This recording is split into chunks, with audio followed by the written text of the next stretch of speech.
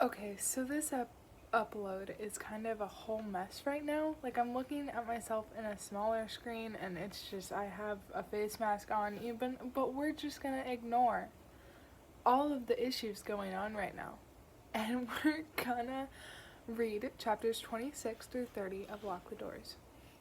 26. Tonight is the first costume party of the year. It's how the student committee raises money for prom. They rent the town's only decent club and charge $5 for entry. A lot of money comes from the younger kids, the crowds of sophomores and juniors who pre-drink enough to be wasted before they arrive but are sober enough to walk past the bouncers without wobbling. They don't get wristbands so they can't be served, but the damage has already been done. Tonight's theme is Geek Chic. You only get $1 off entry, but like always, Zach moaned until I dressed up. He never needs an excuse. Tonight he has a comb-over and pants pulled up to his waist. I'm wearing thick-rimmed glasses and a curly black wig, basically the only things appropriate left in the costume shop. Without our parties, I think they'd go out of business. 2 junior girls in school uniforms walk past Zach and laugh. Dream on, one of them says, but he flashes his teeth. Sorry to disappoint, but he holds my hand and they don't know whether to smile or be offended, so they pick one each. If you only knew this version of Zach, you'd think he was super confident, but it's not that simple. He wouldn't like me saying, but he has something called a do-over diary. Basically, he goes home every night and rewrites his day. In real life, he stares at a boy, dances at least 3 meters away, plucks up the courage to speak to him, then bottles it. But in his do-over diary, he talks to them all night long. For an hour before he goes to bed, every single night, Zach reimagines his entire day. He writes scenes where people laugh at his jokes, where he scores the winning goal at lunch, where he gets every question right in class, and on party nights, he writes love stories. Zach told me about it during a sleepover, and I thought he was joking until I woke up to find him scribbling at his desk. He says it's practice for when he meets his dream guy, all those fake perfect nights he's written. One day he'll use the best bits for real. I reckon he's filled at least 20 diaries, and he still wouldn't say hi to someone he liked. I don't blame him. Sometimes the smallest words are the heaviest. But it's funny how he can be super confident in some ways, but not in others. I'm wondering if Amy will show up when she appears out of nowhere and kisses my cheek.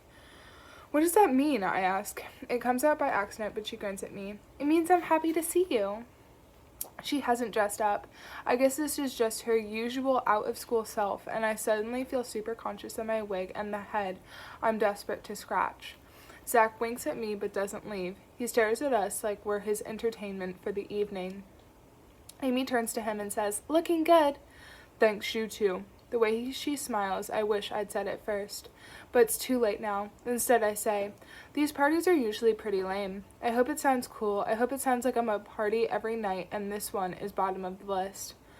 "We'll see," she replies. "You mind if I hang with you?" "Sure," Zach says, and I wonder if this will make it into his do-over diary. "You want a drink?" I ask. "I've got that covered," says Amy. She flashes her bag and flashes something. She reaches into her bag and flashes something metal, tucking it away before I can look too closely, but I know what it is. "Sneaky," Zach says. "You want some Coke with that?" Amy nods, and Zach heads to the bar while I desperately think of something to say. "You still think I wrote on my walls?" she asks. "Did you?" "Of course not. You have an overactive imagination." The bass drops and the sound goes up another notch, leaving us to stare awkwardly at each other while the dance floor explodes and the people standing round the edges yell to be heard. Zach and I might not be the coolest, but we still fit in here. That's what I like about our school. Despite all the cliques, no one is bullied for being different.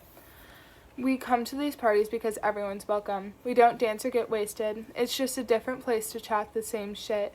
But tonight is different. When Zach comes back, Amy downs half her Coke, then fills the glass with whatever is in her flask. She doesn't offer it around, and Zach looks disappointed, but I'm relieved.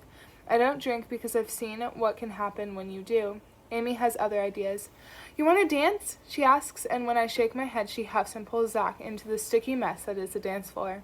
Zach beams because he doesn't need an excuse. Sometimes on nights out, I can see him fighting the beat that makes his body sway back and forth like the wind. Tonight, it's as though Amy has cut his strings. They laugh as they make up their own moves, and I feel happy and a little bit jealous. After a few songs, Zach runs over and shouts, "Seriously, suck it up and dance with us." I shake my head because it's not that easy.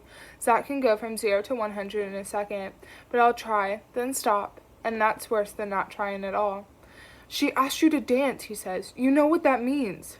I know what he thinks it means, but maybe she's only being friendly. Don't let this go when you're due over diary, Zach says. I don't have one. You will if you mess this up. I look over his shoulder at a girl I've only just met who makes me feel so many things. Brave isn't one of them, but she's dancing like no one's watching, and even though people are always saying that, I don't think I've ever seen it before. Zach puts his hands on my shoulders. Tom, it's not embarrassing if everyone's doing it.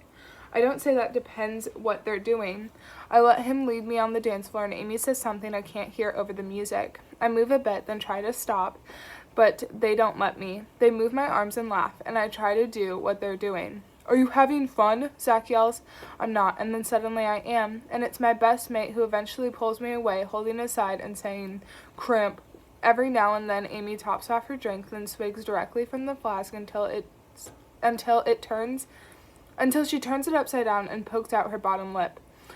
All gone, she mumbles. She's rocking slowly from side to side, and when she leans over to tell me she needs the toilet, her booze breath slaps me across the face. A few people are giving her funny looks, and I don't know if it's because she's a new girl, or because she's not exactly shy when she dances. Or maybe it's because as I guide her to the toilet, she knocks into people and says things like, whoops, drunk person coming through. The tiniest slur creeps into her voice, and I think about Gary and how we got so used to it that he sounded weird when he wasn't drunk. Are you crazy? I ask. Do you want some fresh air? Amy shakes her head. Fresh air doesn't help. You sound like Logan. I think it, stop myself, then say it anyway. Is Logan your boyfriend? She grins and says, why? Are you jealous? Don't worry. He's no one. Amy tries to talk but loses her balance and giggles as I struggle to hold her up. Someone taps my shoulder, and when I turn, a bouncer says, she needs to leave. She's not that drunk, I reply, but he shakes his head. She's drunk enough. Zach looks like he wants to argue, but I say, okay, we're going. Boo, Amy says before pointing at the bouncer and shouting, you take your job way too seriously.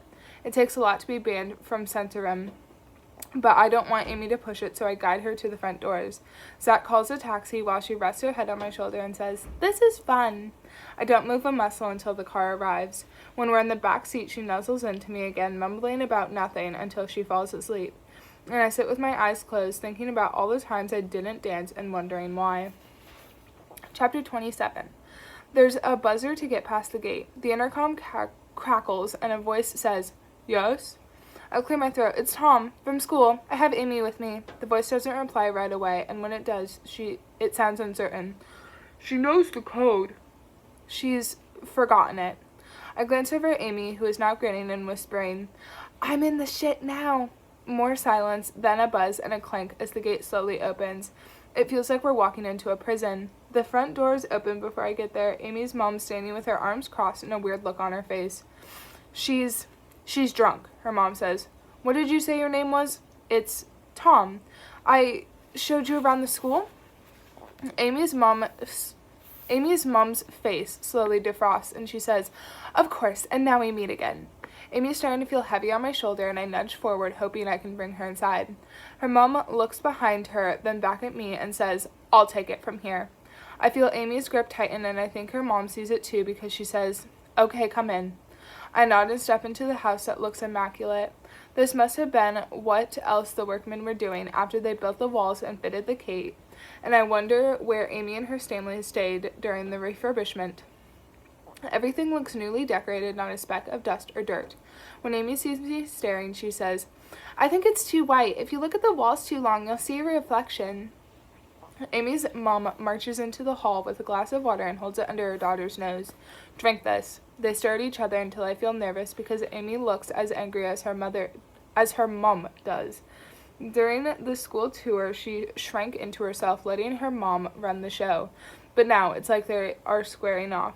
Something silent flashes between them, and Amy drowns the water in 4 gulps, then hands it back and smiles, except it's not a happy smile. It makes her mother cringe.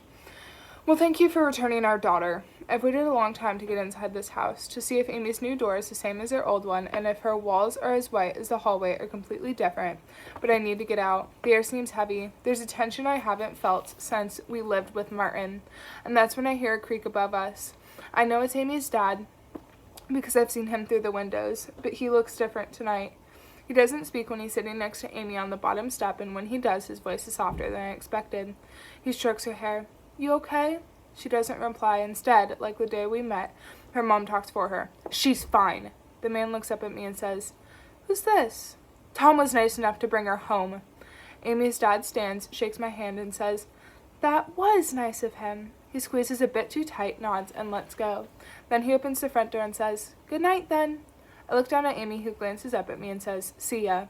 I wait a few more seconds, overstaying my welcome, but who cares? I could run up the stairs and find out if there are locks on the doors before they could catch me. But then what? Would they let me leave if I'm right? And what would they do if I'm wrong? "Night," I say. Amy's dad walks me to the gate, then smiles as we stand on opposite sides. Her brother is watching from an upstairs window, and her mom waits by the front door, but Amy has already disappeared. When the gate clunks shut, her dad says, "See you around, Tom." It's just what people say. It doesn't mean anything. Except this time, it sounds like a threat. 28. I can't sleep. Instead, I watch Amy's house from my window, the 3 lights down the rain gutters painting yellow spots on their driveway. Everything about the place looks secure. There are 25 gold spikes on each railing, the metal separated by thick brick columns. 30 minutes ago, I was the other side of that gate, and I couldn't wait to leave.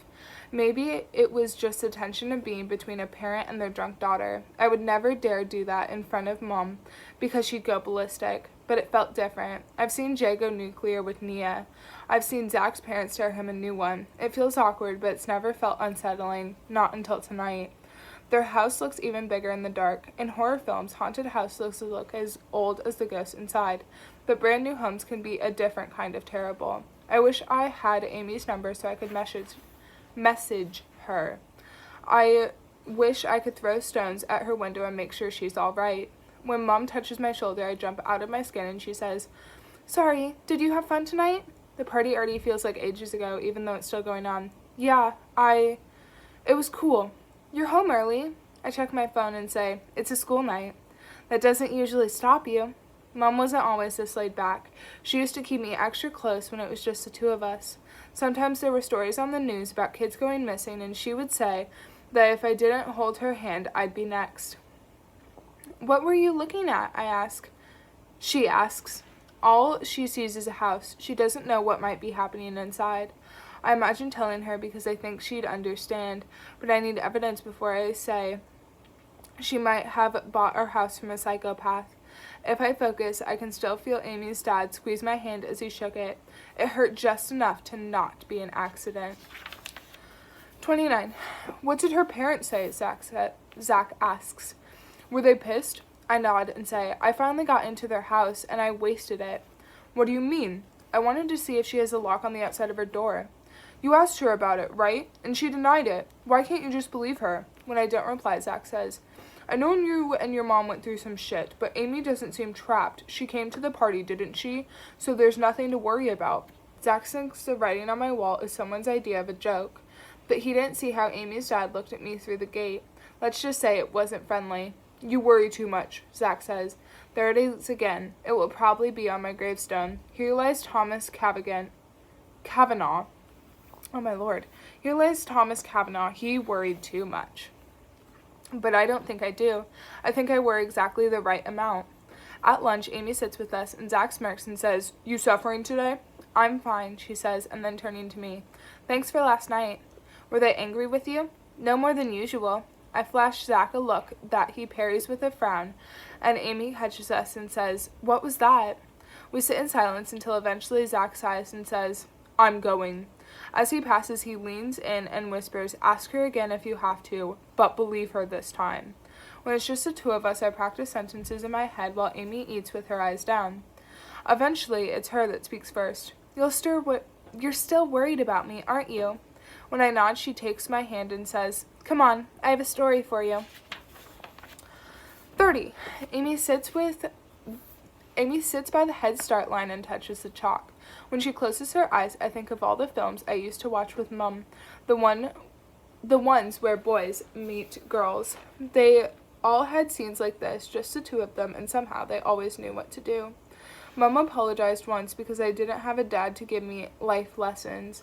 She said she would do her best, but there were some things she couldn't tell me. Those father-son moments you see on TV. If I'd had some, maybe I'd know what to do here with Amy. But instead, I watch her until she opens her eyes and says, "My old school was horrific. There were dramas on top of dramas, you know? I remember my parents telling me how important the 11+ exam was. They basically said it was do or die. It was as though your life was over if you didn't make it into St. Gregory's. But I did it, so they were happy. And so was I. For a while." She shakes her head and breathes out, then stares over my shoulder and says, "It's a lot better here. What happened?" I don't think she's going to reply, but then she says, "My dad was attacked. Last year. He was on his way back from football and they got him." "I'm sorry," I say, but Amy holds her hand for me to stop. "He got really busted up. Is he okay now?" "He's fine," Amy says. "All better." Her eyes are closed again, and behind her the sky is the color of a strawberry smoothie. "The police found out who did it," she says. "It was that guy who owns the garage, Mr. Wells, and his brothers. Dad said he was mugged. He said they stole his phone and his wallet and his keys, and he never saw their faces." Amy looks like the day we met, like someone you'd want to put your arm around, but then chicken out at the last second. "The police came back and said that's not what Mr. Wells told them. He admitted to battering Dad, but he said he never took his money." Amy opened her eyes and stares at me. "He wasn't mugged. That's not what happened." "What did happen?" Amy's eyes go wet the way mums do sometimes. "They made it up. Evie Wells and her friends made it up just to mess with me, and her dad believed them." I don't understand until Amy says, "Don't make enemies because they'll ruin you. Evie was my best friend. She slept at my house, and then one day, she hated me." "Why?" "I don't know. She just changed her mind, I guess. That's when the rumor started. She said she was having sex with my dad." Amy doesn't wipe her tears away. She lets them slide down her cheeks and fall on the grass between us. Why is she telling me this? Why does she trust me when we've only just met? "They were posting things online. I don't think Evie's dad was supposed to find out, but he saw the post, and you did something about it." "I'm sorry." "That's what everyone says." "So that's why you changed schools." Amy nods and says, "It's one of the reasons." I go to touch her, then stop. "Everyone does that too," she says. "People don't touch broken things, in case they make them more broken." "You're not broken," I reply, and she laughs. "Of course I am." She stares at me with the biggest, most beautiful eyes, and after 2 false starts, I hold her hand. She smiles and rests her head on my shoulder. I want to ask why her dad lied about being mugged, but I don't say anything. I just enjoy the feeling of Amy's head against mine and wonder why I ever worried about the locks.